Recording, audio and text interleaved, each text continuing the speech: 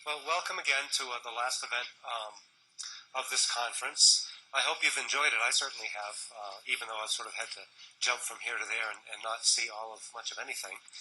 But it's a pleasure to announce or to introduce our last speaker, our second keynote speaker, Louise Jennings from Colorado State University. Louise and I have been following each other around the country for about 3 decades now. She grew up in New Hampshire, and I grew up in Massachusetts. We both went to Bates College in Maine, about a decade or so apart. After Bates College, she went to teach in Massachusetts. I went to teach in New Hampshire. Not long after that, I went to study with a man named David Bloom. You may or may not know who David is. And so Louise went to study with David Bloom's mentor, Judith Green, at the University of California, Santa Barbara. And not long after that, Louise went to work at the University of South Carolina. Probably 3 or 4 years after that, I applied for a job down there, which I got but didn't take for a complex set of family reasons. But we almost ended up in the same place for once. Louise went to Colorado State University last year in the fall, in January, and a year later I came here. So that's sort of the story of how our paths have crossed. Now on to a substance of a different sort. I'm really, really excited that Louise agreed to speak with us because for a lot of reasons. One, for the past 20 years, she's done action research with teachers, and she's really good at it. She's one of the people in the country who puts her money where her mouth is and made a commitment early on to work with teachers in action research projects, collaborative action research projects, and any number of other projects. A lot of us do it now and again, but don't sustain that effort across a career. I'm even more excited to have Louise with us today because her work operates at the hyphens of literacy education and social justice education, which is very much what we at the University of Wyoming are all about. And those of you who have taken pretty much any endorsement or got any degree here know that. And then finally, I think Louise is sort of the perfect second bookend, or closed parentheses, if you will, for a conference, this one, built at the intersection of literacy education and action research. So without further ado, please join me in welcoming Dr. Louise Jennings.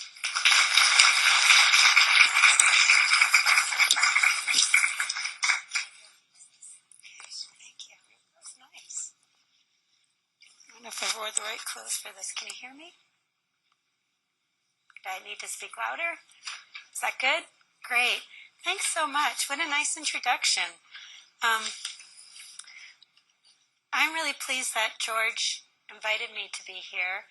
When I discovered that he had followed me again to Wyoming while I was at CSU, I was really excited to hear that he was here. And I know that he's doing a lot of great work with great people here. And I'm also excited I've missed my teacher-researcher networks in California and in Santa Barbara, and I haven't had a chance since moving to Colorado to really get involved again. And so this is a perfect opportunity for me, so I'm really grateful for that. Thank you. I'm really going to be speaking about teacher research for professional development and renewal. I think the title said, like, being and becoming action researchers. But I'll be talking about that, but really looking at inquiry as a form of professional development, because that's really, I think, at the heart of what teacher research is. So, I didn't know George was going to give you my biography, but just my work as a teacher researcher. I was a social studies teacher, a middle school and high school social studies teacher, first in Massachusetts and in California, and a graduate student at UCSB, where I was mentored into a wonderful teacher research collaborative, the Santa Barbara Classroom Discourse Group, led by Judith Green and Carol Dixon. And then became a fellow of the South Coast Writing Project while I was there. I became a faculty member at USC, and when I was interviewing for the job, Heidi Mills. Anybody familiar with Heidi Mills' work? She's my mentor for a teacher-researcher collaborator. She could be here today. You would just be so pleased. She's at USC, and she invited me to be part of a team that was starting a new school called the Center for Inquiry. It's a public magnet school in South Carolina, and the year that I arrived was their first year in operation, and they invited me to be their school ethnographer because I do classroom ethnography. I spend at least a year in a single classroom participating with the teacher and the students, really trying to understand the classroom life and community and opportunities for learning. So she invited me to be the school ethnographer there, and I got to have 6 wonderful years at the Center for Inquiry. So I've been a faculty member at CSU since 2009, and my family's really enjoying it here. Now my slide's not advancing. There we go. So for me, it's a real privilege to collaborate with teacher researchers. Since 1992, I've had the tremendous privilege of collaborating as a classroom ethnographer with 7 teachers across 3 different partnerships.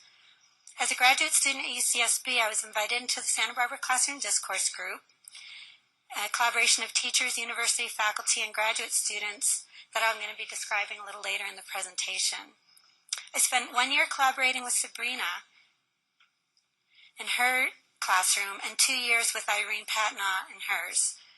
Irene and I joined Beth Yeager in examining and presenting on data from their 2 classrooms as well. When I moved to South Carolina to begin my professorship, I got to work at the Center for Inquiry and spent 2 years each in the classrooms of Michelle Shamlin, Tim O'Keefe, and Julie Waugh. They have a looping arrangement there, so Michelle was kindergarten and then 1st grade loop, Tim 2nd and 3rd, and Julie 4th and 5th. Classroom ethnographers basically spend a lot of time recording the complexity of classroom life. More a participant than observer, I've spent years at a time in these teacher researchers' classrooms with a video camera and notebook, talking after school with them about the day's events, chatting in their living rooms over dinner about school practice and about our lives as educators, looking over classroom transcripts or student work. I've learned so much with and from these teachers, and they've all contributed in valuable ways to the work of teachers and learners, both in their own local areas and beyond. And I wish that I could, when I first started putting together this presentation, I was going to grab a little bit of my work with each of them, and it just got too big and too scattered. So I realized I really needed to focus on one teacher researcher's work. But in one of your handouts, it says resources for becoming a teacher researcher. On the back, to honor their work, I've included the publications that they've joined me in writing. So you see in bold all the teacher researchers' names. So this is my attempt to honor their work here today.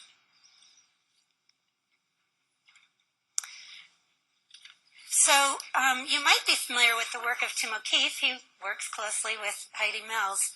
He's the co-author with Heidi of several books, and like all the teachers I've worked with, he takes great pride in his teaching career and continues to invest himself wholeheartedly in his teaching, finding renewal from his ongoing classroom inquiry and collaborative research with his colleagues at the Center for Inquiry.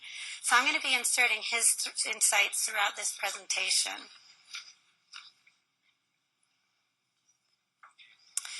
Now, there are numerous definitions of teacher research and action research. You've probably heard classroom inquiry, any number of names. I find that Ruth Hubbard and Brendan Miller Powers' book, The Art of Classroom Inquiry, they capture it pretty well. They say that teacher researchers systematically seek strategies to develop more principled classroom practice, moving toward a better understanding of our students and our practice. And I would add also moving toward a better understanding of ourselves as teachers and people. They also, in their book, offered Lisa Delpitt's key ingredients for teacher preparation in a diverse society, and they suggested, and I agree, that these are also 3 key ingredients to taking an approach to teacher research. First, they say, humbly recognize that you have much to learn from your students and communities. And approach your teaching always with a sense of inquiry, framing questions about your students and their needs to guide your teaching. And Heidi Mills refers to this as taking a stance of inquiry, that in anything you approach in your classroom, you can approach it from the stance of inquiry. And then not most importantly, but very important, sharing your story. And having a willingness to share your story. So much of our work in classrooms, we're working alone, we might feel a little isolated, and there might be a few colleagues we have in our schools that we can share our work with. But the more that you can share it with others and share their teacher research with you, the more important this is.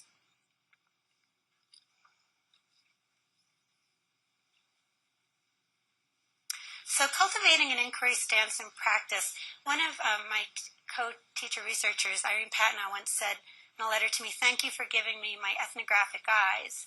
And I thought, well, what did she mean by that?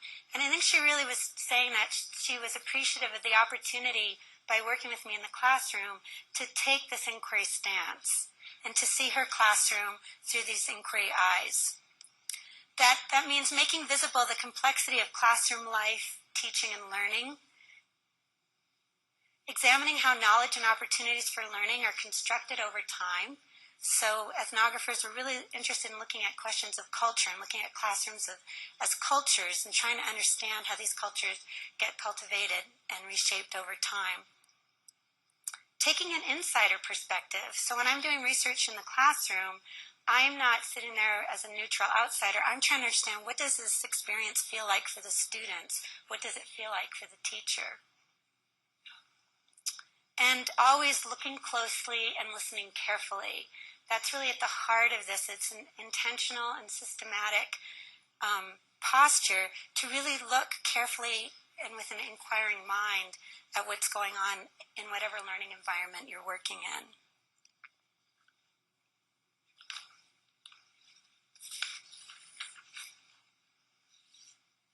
So I frame this as sort of 3 different dimensions of teacher research, and that doesn't mean there aren't other dimensions of teacher research, but the work I've been doing in action research really falls into these 3 different dimensions. First is the action research or teacher research, where you're inquiring into your own learning environment. And this morning I went to a wonderful talk. I think it's the Laramie Junior High Inquiry Group. Raise your hands if any of you are here. And that was fabulous. So these are teachers, systematically inquiring into their own classroom practice.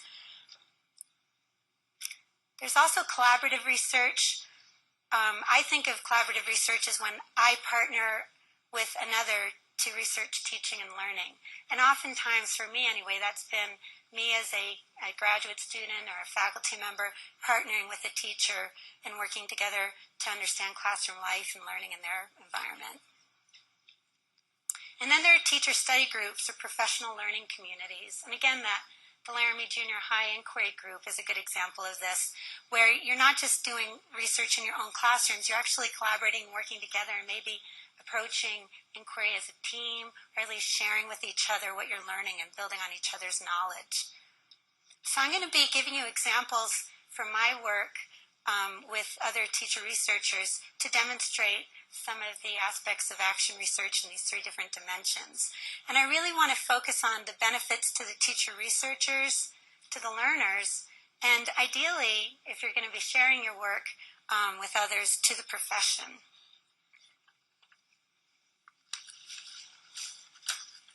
So Cochrane, Smith, and Lytle, and many others have really seen teacher research as an important hallmark of research on teaching, that it's so important to add the teacher voice and teacher knowledge to educational theory and practice.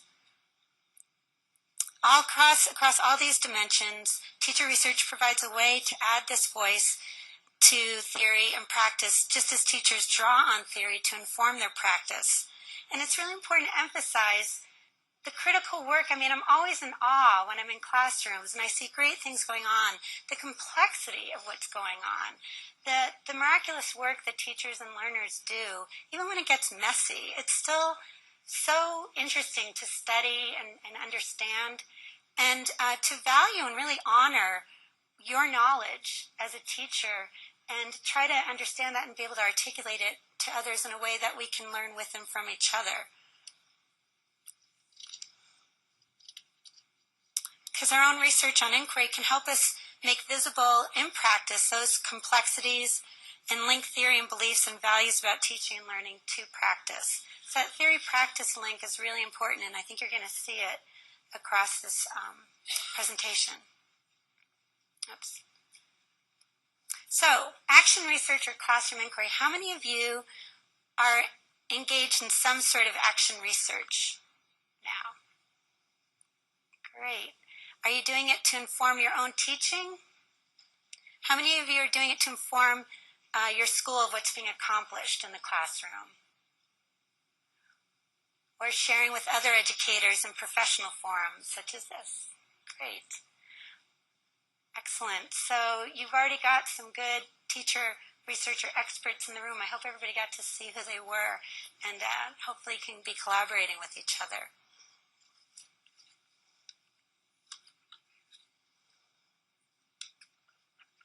So, Tim, I think he would say the heart of his teacher research is what he calls kid watching.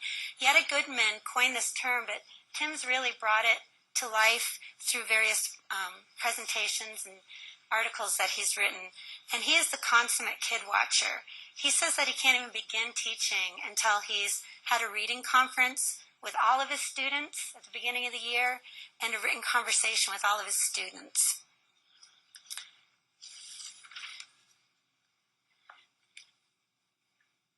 So kid watching is close observation. What Tim does is he gathers information daily that reflect his kids' strengths, needs, and interests as readers and writers. Only then can he make wise choices about books he might select for literature circle conversations, books he might recommend for individuals during independent reading, and strategies he might share with individuals, small groups, and the whole class. So in a reading conference, he and a student will sit down with a book, and as the child reads, he's audio taping it and carefully observing and taking note of their reading strategies and processes. And together then, they'll talk about the child as a reader. They'll have a conversation. Well, what is reading to you? And what did you enjoy about reading this piece? And so forth. And they might even listen to the tape together and observe together some of the strategies that the reader was using and talk about other strategies they could use.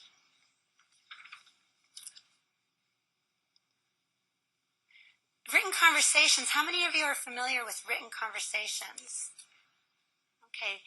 Written conversations are powerful. I didn't know until I started studying them and seeing how they got used at the Center for Inquiry, how much gets accomplished through a written conversation. It's basically having a conversation in writing. Hi, George, how are you? George, Louise, I'm good. How are you? I'm fine. So it goes forward like this, and you can get really in depth with these written conversations. By having a conversation in writing with the student, Tim can both observe the student's writing practice and content knowledge while interacting in a pretty authentic manner.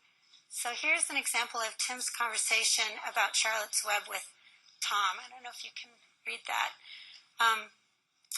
Tim said, "What do you think about Templeton?" And Tom wrote, "I think he is funny. What do you think? The surprise is." Tim, "Well, the next chapter is called The Egg Sack, so I think that is what the surprise must be."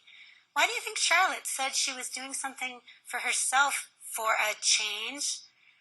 "Probably because she has mostly been doing things for Wilbur. What do you think of Templeton?" And their conversation went on. So you can see there, from a teacher's perspective, how much information Tim is gaining from this written conversation with Tom. And I've seen him sit at a table with, 4 or 5 kids around. They're writing and giving the papers back and forth to him, and he's keeping up with all of them and really learning a lot about them as writers and readers from this engagement. In addition to reading conferences and written conversations, Tim is constantly observing and recording his students in the classroom. He carries around a clipboard and with sheets of paper that look something like this, with a student roster. And he might record, when they talked about what their favorite pets were, he might record that. Or he might tally up how often they participated in morning meeting that day. And other days he'll actually write the topics of what they talked about in morning meeting. He might write down who they partnered up with for shared reading that day. And he keeps these notes and uses them a lot, both for his formative assessments and narrative progress reports, and for just sort of reviewing and making judgments and determinations about the interactions in his classrooms and the choices he wants to make. So, for example, he might notice that Courtney hasn't been participating in the morning meetings lately, or Laura is participating maybe a little too much, and can talk with them about monitoring their participation level. So, it's very simple. It's just a clipboard, but because he's so rigorous about it and systematic about it, he's always having really good, close records of what students are doing in his classroom. There are other really basic tools that he uses. An audio tape recorder helps him to record the children's literature circles, record reading conferences. He's recorded their morning meetings. And sometimes he'll go back and listen to them again, or even write them out and transcribe them to really look more closely at the classroom talk in his classroom, to look at the role of the students in that talk and his own role in it. Also, with UWYO, his colleague, she and I worked together where she gave tape cassette recorders to the literature circle groups, because they felt like they just really weren't doing a very good job with their literature circle discussions. They really wanted to develop them more effectively. So they audio taped their literature circle discussions and then sat down with Julie in their groups to listen to it, take observational notes, then write interpretational notes about what they heard of their own literature circle discussion, and talked about what they felt was effective in that literature circle discussion and what they could do to make it more effective. So they were inquiring into their own literature circle practice as students, and Julie was also using that as a tool for her own teacher inquiry. And then the photocopier, and I spent a lot of time at the photocopy machine copying children's writings, artworks, and so forth. And Tim has spent a lot of time with copies of students' work as well. So, there are many other ways you can collect data. Of course, there's, test score data and so forth, rubrics you can use, formal assessments, but really the heart and soul of Tim's day-to-day teacher research is really relying on some pretty basic tools to help him look closely and carefully at what learning processes are taking place in his classroom. So this is Tim talking about teacher research. He says, I'm not sure how to separate my own classroom research from how I teach. In some ways, they're the same thing, right? Being a teacher means constantly trying to outgrow myself. That is, examining what happens in the classroom, my plans, how I respond to children, our experiences, and trying to make the most out of it. That is classroom research to me. Writing about it or presenting is just pulling it together for someone else. But the act of reflecting and tweaking and narrowing and refining is the real research. So, as Alan Trent was saying in the presentation this morning, teacher research is really about good teaching. This is what good teachers do, right? They're constantly observing and collecting some data about what's going on in their classroom and then making some alterations accordingly. But when you're doing teacher research, sometimes you just take that a little step further and you're a little more intentional and systematic about how you collect that data and think about it. Also, I would say that the act of writing or presenting it is pulling it together for someone else, but you probably know when you're writing for an audience, that's a whole other step in analysis in my view. It's one thing when I take it and learn it for myself, but when I then need to articulate it to an audience, then I'm going maybe even a little deeper into my analysis and understanding of what's going on. So I'll have to talk with Tim about that. He wrote this into an email to me recently, and I'm going to talk to him about that. Because I think his sharing his stories, first of all, it helps so many other practicing teachers to read his stories, whether in publications or hear him talk about it in presentations, but I think it's also helping his own teaching. So I do want to share with you one example of his action research that he turned into a publication.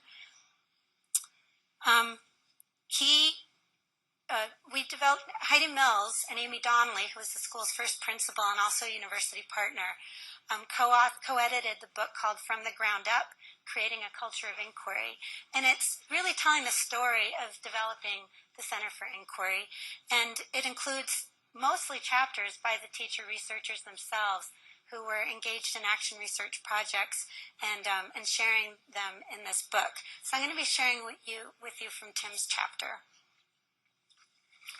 It's called Giving Children Voice, Daily Rituals that Support Learning Through Conversations. In looking over data that he had collected of the conversations in his classrooms, again, all those audio tapes and transcripts of the classroom conversations and all of the written conversations, Tim pondered his role in supporting grand conversations and rich classroom dialogue. He wrote in the chapter, "In listening to tapes and reading classroom transcripts, it has become clear that when I don't capitalize the talk, the students are more willing to contribute their ideas and questions, often spark ideas in others, which fosters real dialogue for long periods of time. Striving for authentic dialogue that is generative, demanding work that requires all involved to have initiative and wide-awake imaginations is what he said he was striving for. And it's Tim who cited Harsty et al. And Peterson and Eads in this chapter.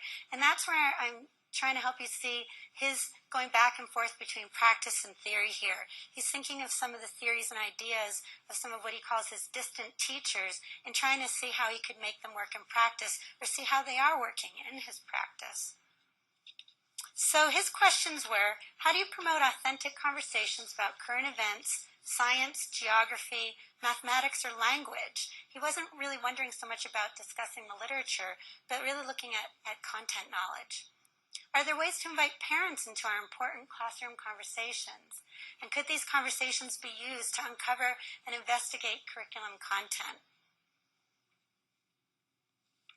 So Tim's data were transcripts he made from audio tapes of class discussions and literature circle discussions, copies of written work done by the students, of course his handy-dandy clipboard of kid-watching notes, and his own classroom research journal notes.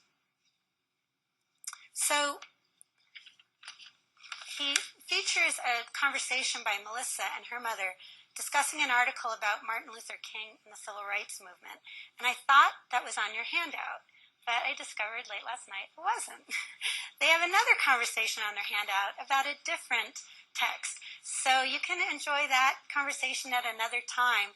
Right now I've got up here on the screen for you, I typed up the written conversation about the Civil Rights Movement.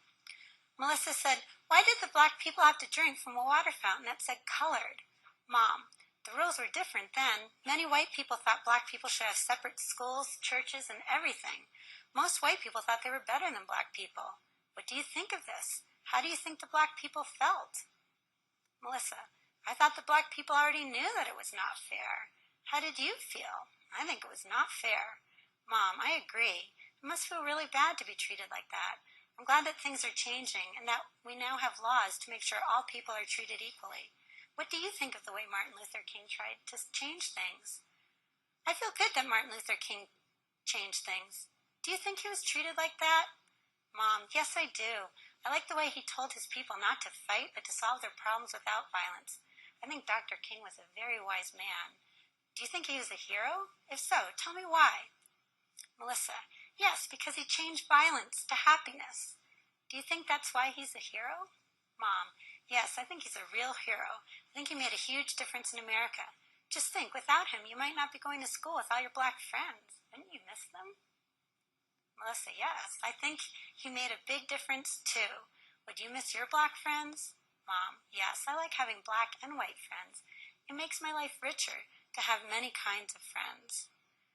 So you see here the authentic nature of the conversation that Tim was really striving for.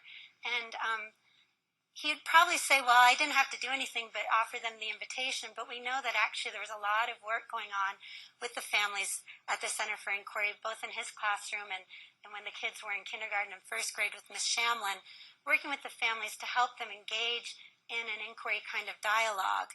But I think that he saw the invitation, I know that he saw the invitation as a great opportunity to bring parents into this classroom conversation and into to thinking about these kinds of ideas and talking about social justice and civil rights and human rights together. And some of them commented that in the rush to get to soccer and do the homework and everything, they didn't always have those kinds of conversations, and they really welcomed the opportunity to kind of have this conversation, because then it opened the door to many more after that. Tim would also talk about purposeful reading and writing. he saw across the written conversations represented by Melissa and Amy's written conversation that Melissa and her mother assumed comprehension when they started, assumed that they each had a perspective that was interesting and that they could demonstrate and learn from one another's perspective through writing. Writing mechanics and reading comprehension were used for the purpose of learning about the ideas of one another. In this case, the person each was learning about was one of the most important people in her life. He wrote, "These letters are snapshots of children and their parents as thinkers, believers, teachers, dreamers, seekers of understanding and justice. Their ways of communicating go beyond what can happen between the classroom teacher and the students." So, a lot of times we look at results and we think results-driven data and so forth, and certainly it's important to look at the test scores. It's important to look at quantitative data. But it's also important for Tim to come to these kinds of results and understandings, don't you think? To really see that he found an engagement that really worked to develop this kind of authentic discussion in his classroom and with the parents. And so I think that inquiry was really satisfying for him to come to this understanding. But it didn't stop there. Tim tied in a practice at the center called 3 pluses and a wish. This was an assessment strategy. For when students had engaged in some sort of project, the teacher often would write 3 pluses, 3 things that were strengths, and a wish, something, a challenge, something you could have done better on, something I think you can stretch yourself to do the next time. And they didn't just do 3 pluses and a wish from the teacher to the student. The students would write their own 3 pluses and a wish on their own work, or do assessment of others' work and friends. And then parents also would write 3 pluses and a wish. So it's a strategy that encourages careful observation of learners as readers, writers, scientists, and so on. Not only do the teachers use it, but you can really use it across all of the people. So here was Melissa and her mom. This is Melissa's mother writing her 3 pluses and a wish. Plus, Melissa read this with passion. Plus, she's become a strong reader this year. She only had trouble with a few difficult words like constitution and executive. I think 2nd grade, that's pretty good. She notices paragraphing and punctuations and pauses at the right places. The wish, which she put as a star. Sometimes she goes a little too fast for good oral reading. She needs to keep her audience in mind so they can hear every word. Tim noticed that Amy wrote clearly and explicitly about her daughter's reading habits. This was important information to me, he said, as important to me as Melissa's teacher. It is the kind of information that adds tremendously to my knowledge of children as language users. Her first plus was equally important to me. It showed me that Melissa's mom was noticing one of the same things I noticed about Melissa as a reader, her passion. So, this data was really important to him too, these 3 pluses and a wish that he collected from the parents.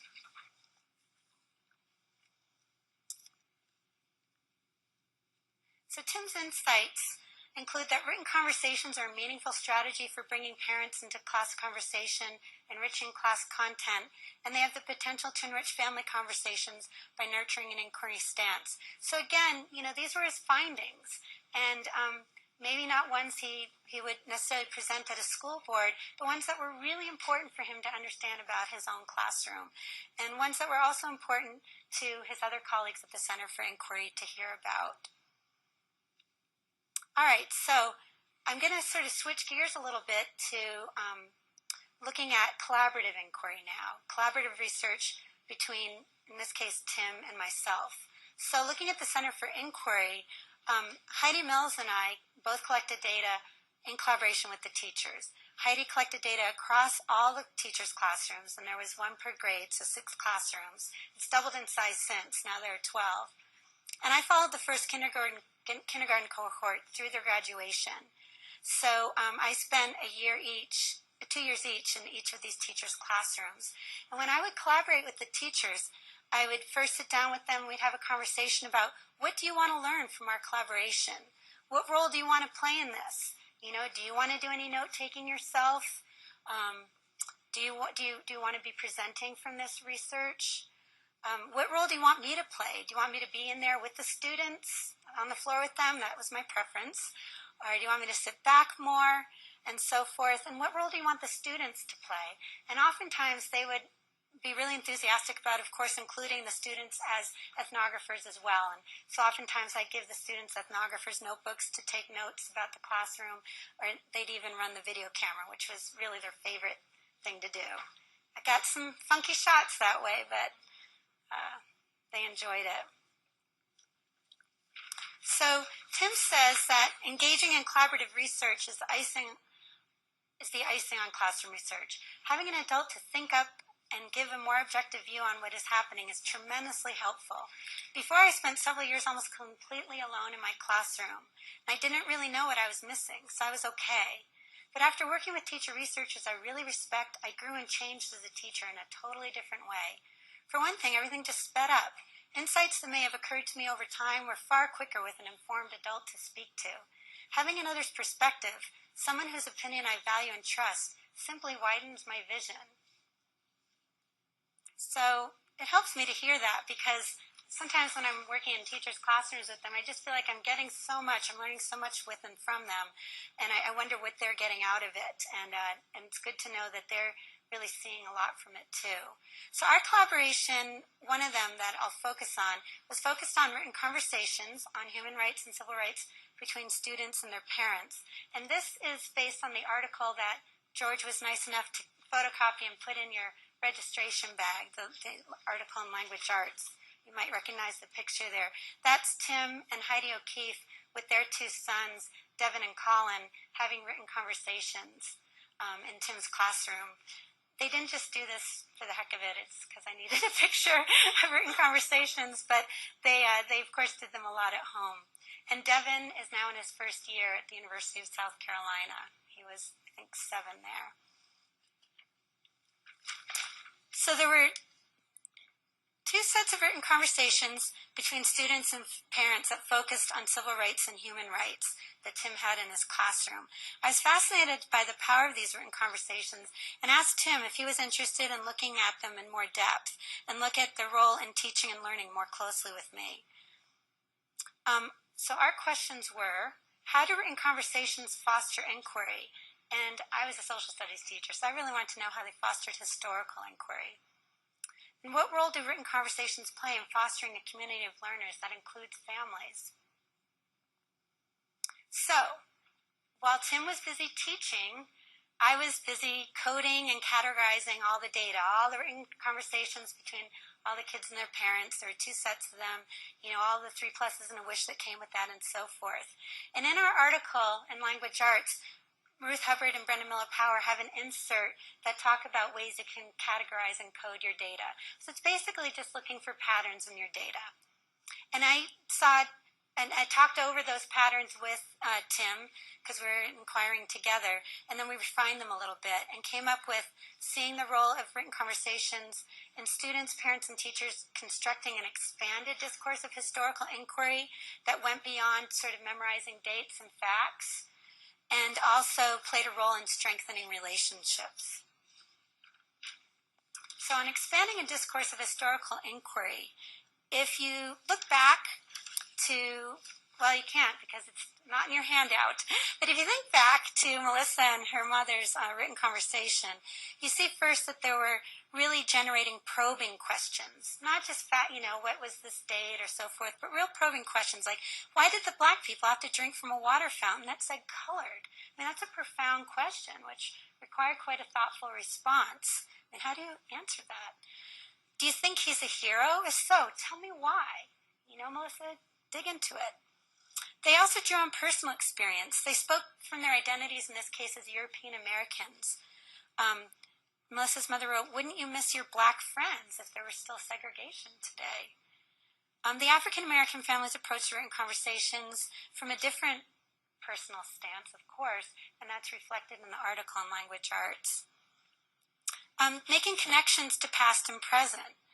What would Melissa's life be like today if segregation laws were still in place, their mother asked. So sort of seeing how the past can live on into the present. And an emotional side of history. Melissa's mom asked how she felt helping her recognize how the civil rights injustices affect people in very real ways. This isn't that distant kind of history. This happened, that happened, this happened. This is like personal. This is deep. This is touching on our lives. The fifth feature of the written conversations focused on the human actions behind historical events. Melissa's mother provides information to get at the underpinnings of segregation. For example, she explains the unfair feelings behind the discriminatory actions of whites. She wrote, "White people thought black people should have separate schools, churches, and everything. Most white people thought they were better than black people." So she's really getting at these underlying currents of power and oppression. But, with her second grade daughter. She also refers to Dr. King's leadership and wisdom in changing laws to end segregated facilities, rather than leaving Melissa with the impression that laws changed without any human effort behind them. Additionally, Melissa's mother refers to society as still changing, thus painting history as dynamic and transformable. So I was really interested as a history teacher in how these written conversations brought civil rights and human rights history alive and into the homes of these second grade students. Through the written dialogues, parents and children created discourses of historical inquiry that emphasize how history is effective, personal, dynamic, and transforming. While Tim asked students to reflect on feelings and make connections during class discussions, the parents were able to bring in their own personal experiences, religious values, and ethnic identities, and helping children make meaning of senseless human acts. So again, just, written conversations. When I first saw them, I thought they were pretty simple, and yet there's a lot that can be mined from them. Also, there are many ways that we saw the written conversations strengthening relationships. Certainly helped build relationships between teacher and student and parent, and also teacher and parent. And then Tim really brought it together in a beautiful way. He wrote in the newsletter that he sends out every week, he brought together the different statements made in the written conversations and wrote, "Dear parents, the written conversations from the Martin Luther King Jr. article are beautiful. Many of you took some serious time and put lots of thought into your written conversations.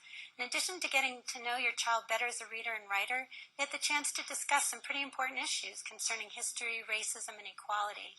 Here are some excerpts from the wonderful conversations." And then you see it goes on. He wrote at least one from each. So,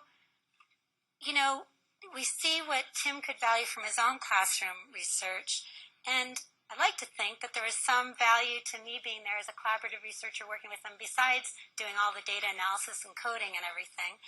I think that Tim, when he was saying, sometimes he just needed to step out of the way of the conversation to make it rich, I think he doesn't really always appreciate what he does contribute to the class conversation. So I have an example in the handout, and I did have the correct transcript here. It's this one, and it says at the top, "Telling case differentiating characteristics of living things."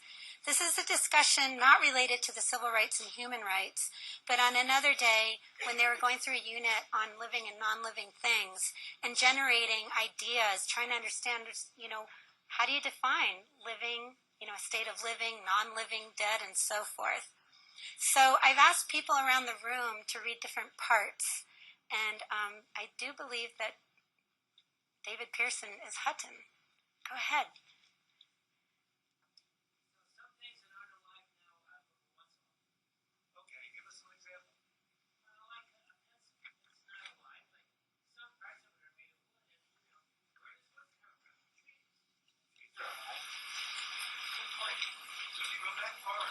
Everything was alive at one point. Because the pencil is made of wood with another material. Graphite comes from carbon, which comes from coal, which was alive a long time ago.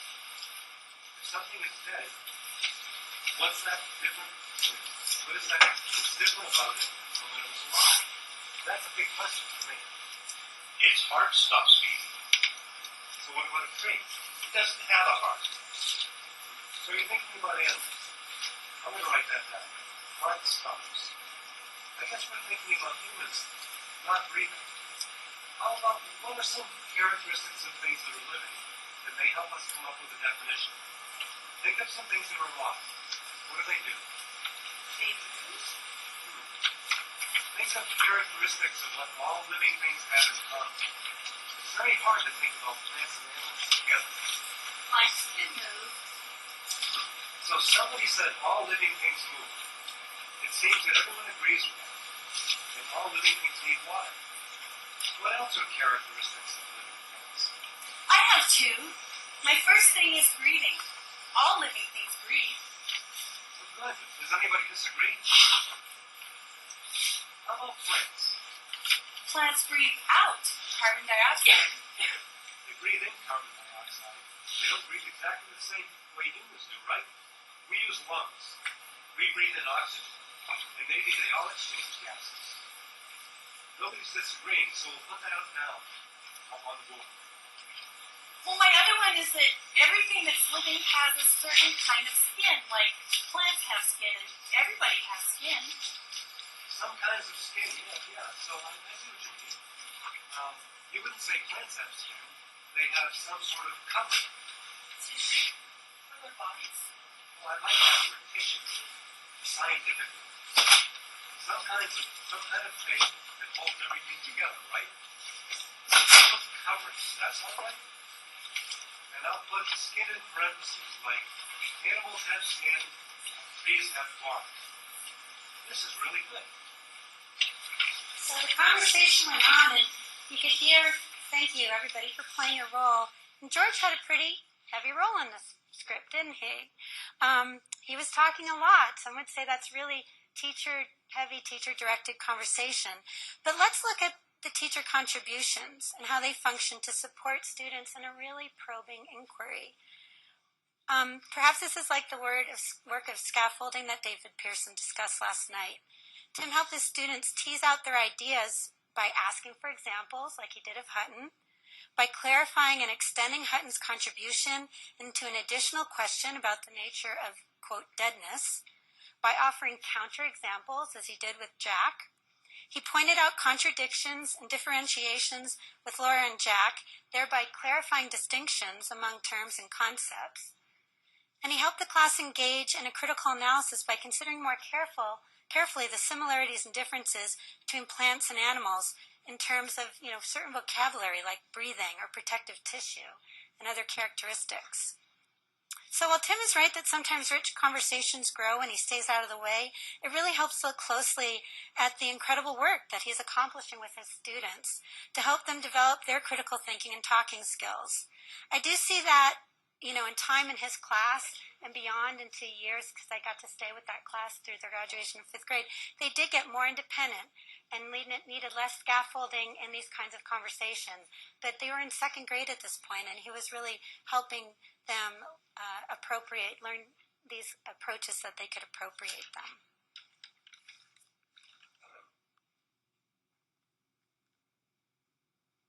So, also another value is that with Heidi Mills, we can take this sort of bigger picture look. We could tie the written conversations and the classroom conversations to the larger culture or discourse of inquiry, not just in any classroom, but across the whole school. And we're sharing this larger story, not just with a larger audience. So, we wrote about this in a Teachers College record last summer. We looked at this larger discourse of inquiry that we see that nurtures this kind of conversation at the Center for Inquiry, and also look at how the teachers and learners came to discuss, to construct this inquiry stance at their school. But we're also, of course, bringing it back to the teacher researchers themselves, as well as with the profession. And I'm going to explain shortly about how we do that. Sabrina once said to me, Sabrina Tuyay is the very first teacher researcher I worked with. She said, after having had a researcher come into my classroom who took notes and left without ever talking to me, I was reluctant to accept her invitation to do collaborative research. But I came to trust that you wanted to learn with and from me and the children. Now I sit and watch the children from more of a researcher perspective. I want to see what you are seeing. So I think that's another value that a collaborative researcher can have when you're collaborating with another university partner, is just to sort of help you to take on that ethnographic or researcher stance. So Sabrina was at the Santa Barbara Classroom Discourse Group where I grew a lot as a collaborative teacher researcher. That's where I was a graduate student, and I got to work with Sabrina, Irene, and Beth.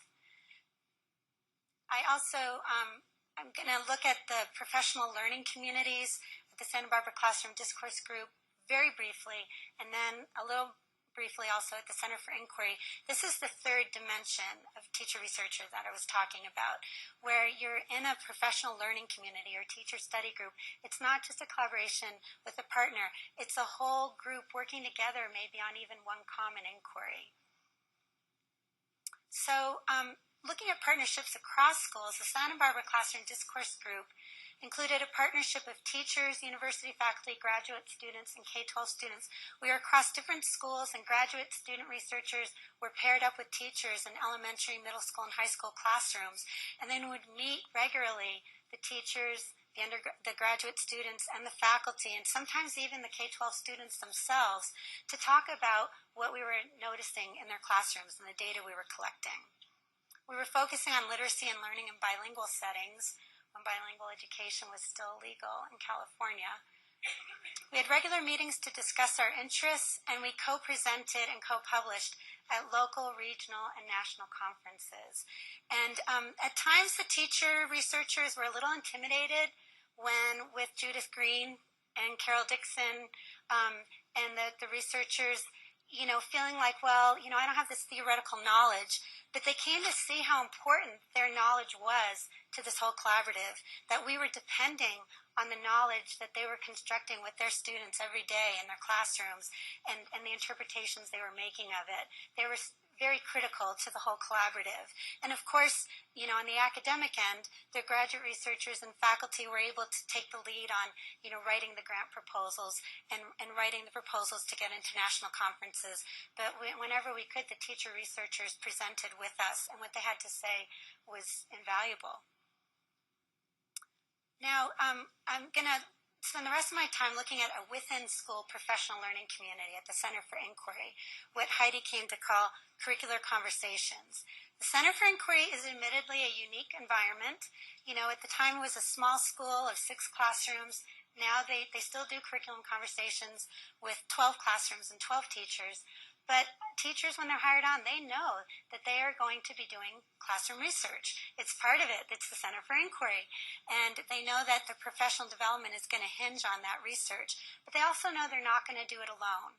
They're going to do it in collaboration with each other and with Heidi Mills as the curriculum specialist and an outstanding facilitator who created these with time.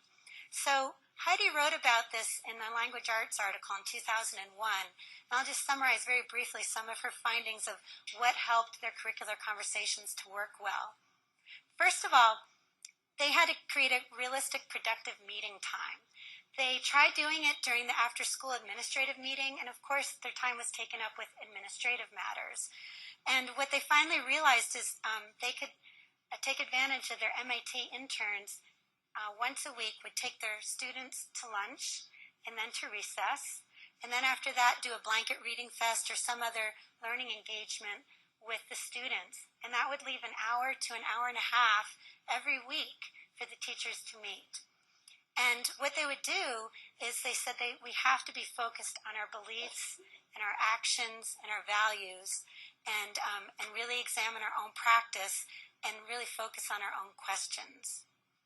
It took time to build trust. At first, they're talking about their classroom practices, and people were kind of afraid to challenge each other. And that was important. They really needed to build community and validate each other's practice. But they also found, after a year or so, that they also needed to find a structure that would help them to challenge each other and grow more fully. So they were really theorizing from practice. They were driven by their own questions and focused on learning by inquiring into their own classroom practice together. Heidi would take a videotape of an engagement in one of the classrooms and bring that in to the curricular conversations. They'd observe the tape together and talk about it. Or I might bring a transcript from my field notes of what I was observing in classroom, and we'd look over the transcript together. Or another teacher would bring in student work from her classrooms, and they'd really think and talk about classroom practice based on classroom practice. Heidi would bring in, and others would bring in books that they were reading or articles they had read that helped them to understand this practice more fully. So this was engaging in strategy sharing, and this is a practice they all use with their students. So in the classroom, if a student really found a great way to open a story, the teacher would say, "Ooh, that's a great strategy. Why don't you write it down on this Post-it note?" And then they post it on the strategy sharing board. And during class meeting time, they'd be able to share their strategies for reading, writing, science, whatever. And so this strategy sharing became another central part to the Center for Inquiry, and it also became a central way of engaging in professional development for the teachers. Heidi's role was really crucial because she was able to be the facilitator, to construct the meetings, make sure everybody could be there on time, provide materials, and also she did have that specialist knowledge that she could bring to bear in the conversation.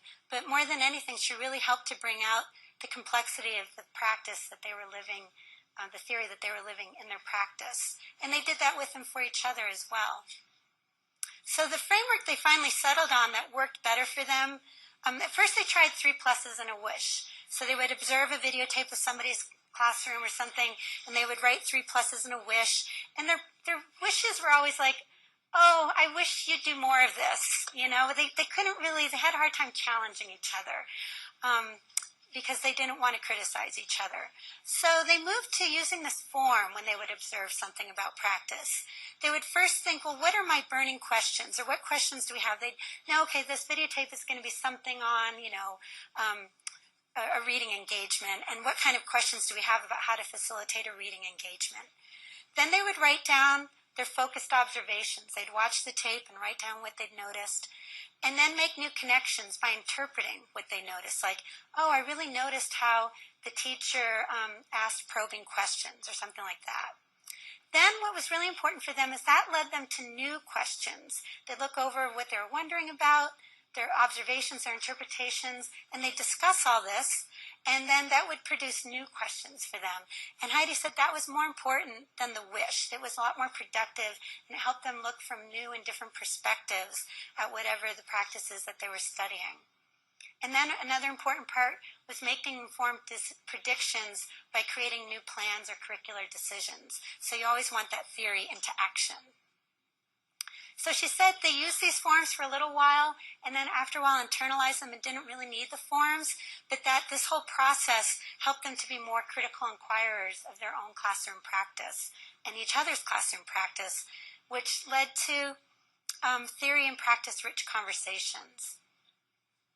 So, for example, once they observed a video of Dory's reading conference with a student named Aaron, and they watched it, they wrote all these notes through that form, and then had a really rich discussion. They explored various themes such as predictable rituals, the importance of having predictable rituals, such as a reading conference. They made connections to Ralph Peterson's work to discuss the kinds of rituals that promote learning. They talked about teacher-student relationships and made connections to a presentation they had seen presented by Richard Allington at NCTE.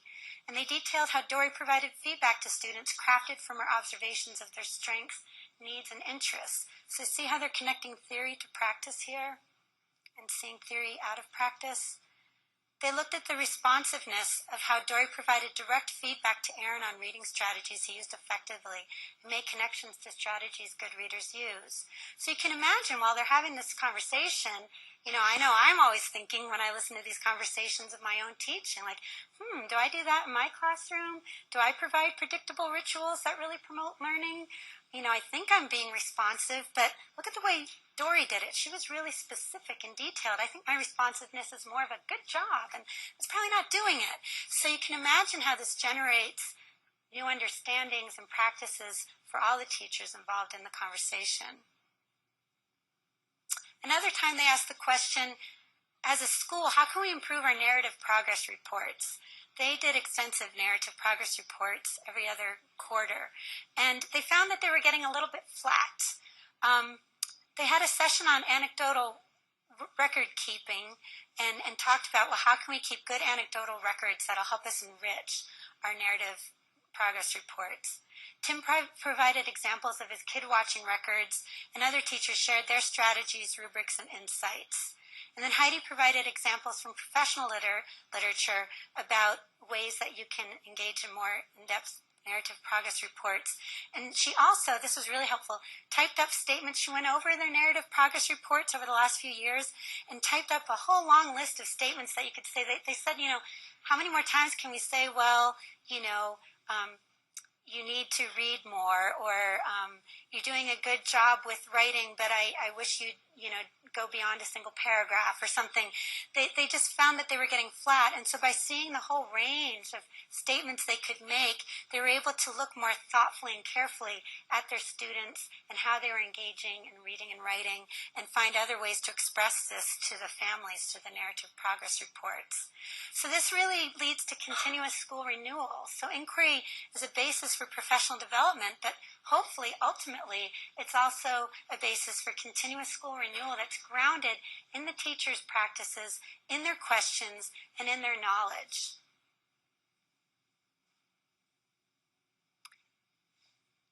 So Tim's perspective is that these conversations are a source of renewal. He's talking about these curriculum conversations.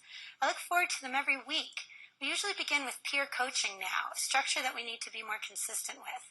I'm sure to get into someone's class at least once every week to observe and report out. So now they're going to each other's classrooms as peer coaches to observe directly rather than just through videotape. That is as important as anything we do in staff development.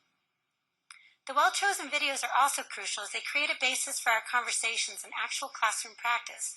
We don't simply discuss ideas for things to do in the classroom or activities. Neither do we talk about theory in an isolated way. It is the perfect blend of theory from practice, so it is theoretical and makes us think more deeply about our classroom practice. We certainly do get great activities and things to try out from both coaching and curriculum conversations, but is so much more important than great activities alone. The talk elevates, helps us to think more carefully about our practice, and creates a professional atmosphere in which shallow griping and complaining really isn't tolerated. We push each other to be more careful about what we say and do with kids. It keeps our focus on what is really important.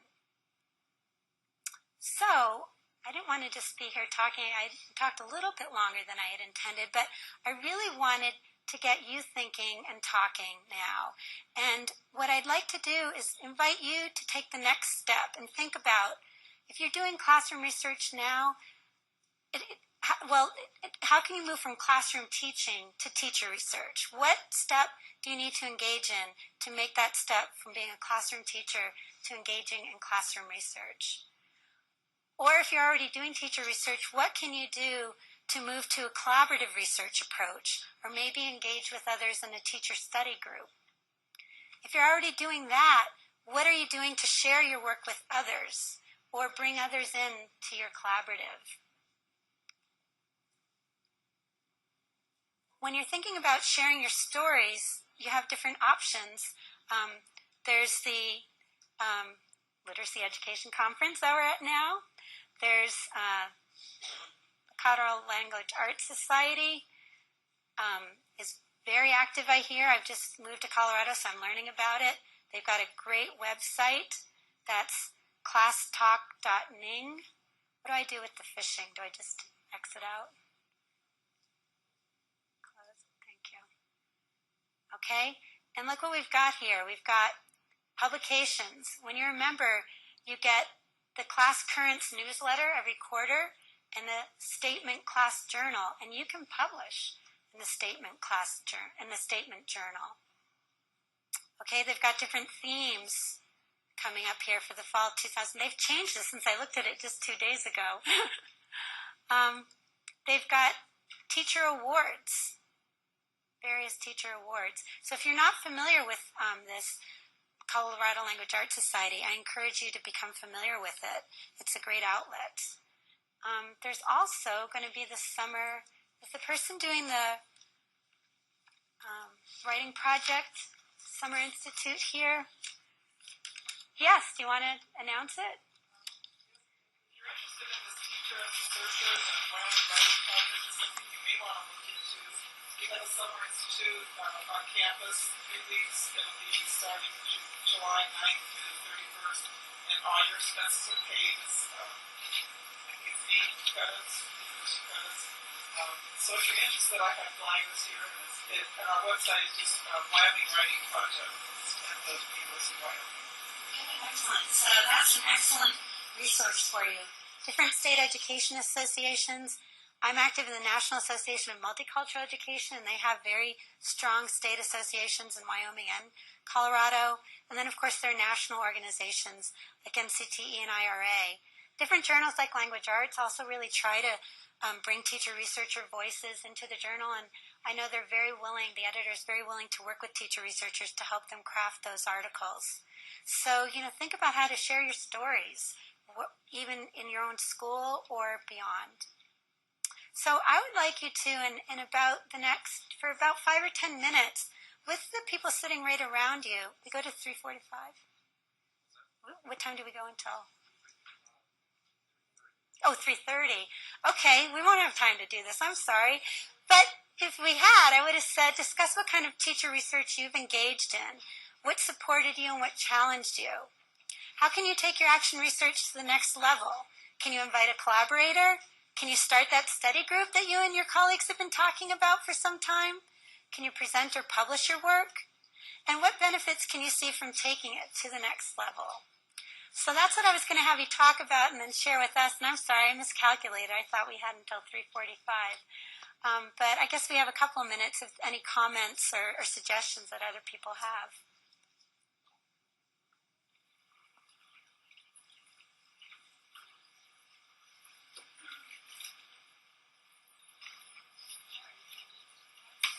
Oh, I just said, are there any comments or questions? Yeah, I guess not. All right. Thank you.